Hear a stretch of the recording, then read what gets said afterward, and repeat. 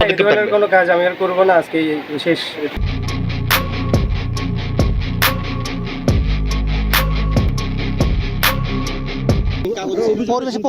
পরিবেশের কাগজ ছিল না, এই জন্য জরিমানাটা করছে। আর কাশবন আর সিংয়ের কিছু গুড়ি পাউডার আছে, এগুলো আমি বিভিন্ন রকম সার কোম্পানি আসলে আমরা ওদের কাছে বিক্রি করি।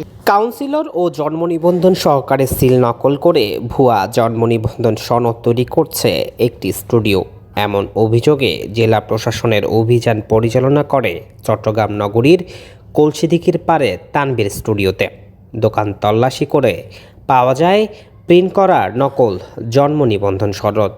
দীর্ঘদিন ধরে এমন কাজের সাথে জড়িত বলে জানায় গোয়েন্দা সংস্থা এনএসআই। অবশেষে জেলা প্রশাসকের হাতে ধরা এই দোকানি, যদিও অকপটে স্বীকার করেন নিজের দায়। নক দিয়ে আমাকে অফার দিয়েছিল, পরে সেই পারপাস করা হয়েছে। কত 20-30টা এরকম হয়, 2500-3000 এরকম। গুরুত্বপূর্ণ এই সকল নাগরিক সনদ ভবিষ্যতে নকল না করার মুচলেকায় ছাড়া পান এই ব্যবসায়ী। জরিমানা করা হয় 5,000 টাকা। শহরে নকল সনদ চক্রের বিরুদ্ধে ব্যবস্থা নেওয়ার কথা জানায় জেলা প্রশাসকের এই ম্যাজিস্ট্রেট। পেরেছি যে উনি হচ্ছে একজন ক্লায়েন্টকে 3,000 টাকা আর অগ্রিম 1,000 টাকা নিয়েছে। ওখান থেকে উনি জন্ম নিবন্ধন দিবে ভুয়া। তো আমরা আসার পরে উনি সেটা স্বীকারোক্তি করেছে এবং আমরা ওনার কাছ থেকে হচ্ছে একটা মশলাকে নিয়েছি যে উনি ভবিষ্যতে আর এই কাজ করবে না।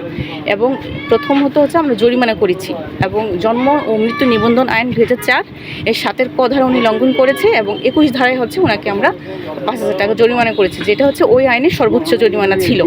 এবং জেল ছিল 1 বছরে। প্রাথমিক অবস্থায় যেহেতু মুসলাকে নিয়েছি আমরা জেলে যাই না, যে জরিমানাটা 5,000 টাকা দিয়েছি। জেলা প্রশাসকের পৃথক আরেকটি অভিযানে মাছের খাদ্যের সাথে হাড় চামড়া মিশ্রণ করে বিক্রির অপরাধে 38 নং ওয়ার্ডের লিয়াকত আলী ট্রেডিংকে 1 লাখ টাকা জরিমানা করা হয়। পরিবেশের কাগজ ছিল না, এই জন্য জরিমানাটা করছে। জরিমানার সমস্যাটা বলতে এরা ওনারা বলতেছে আমি মুরগি খাদ্য বানাচ্ছি কি মাছের খাদ্য বানাচ্ছি, অথচ আমি দিচ্ছি ইয়েতে বরিশাল অপশন কোম্পানিতে আমি দানা হাঁটটা দিই। আর কাশবন আর সিংয়ের কিছু গুড়ি পাউডার আছে, এগুলো আমি বিভিন্ন রকম সার কোম্পানি আসলে আমরা ওদের কাছে বিক্রি করি। ওটা দিয়ে আমি একটা করার জন্য চেষ্টা করতেছি, মানে এখন শুরু করে নেই, ওই ইয়েতে আছে, মানে স্টার্টিং আছে। এখন তো পরিবেশ ছাড়া এটা করা যাবে না, এটা জানতে পারলাম। জেলা প্রশাসক জানিয়েছে এমন অনিয়ম রুখতে নিয়মিত এসব অভিযান চলমান থাকবে।